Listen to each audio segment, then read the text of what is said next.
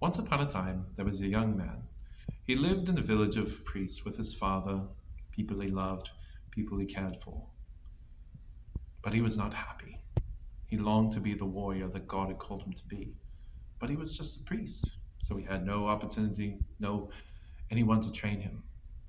Well, one day, an evil man came into the village and began murdering the priests left and right.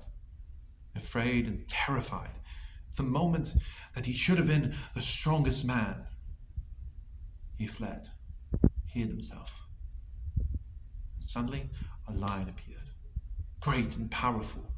It came at him, fleeing from this beast.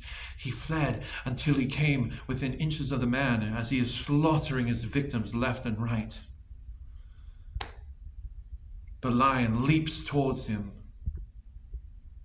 and in that moment, he feels power.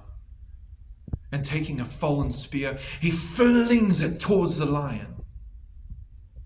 The lion disappears in a moment, but the spear that he had thrown instead impales the man. Rejoicing with this young man, the priests are astonished because they had seen this young man, and he was a priest like all of them, and yet in one moment he had been changed from a young strapling of a priest's son to a lion man. His journey was not yet over. The king's son came by and said, "I today will invite you and train you." And he did.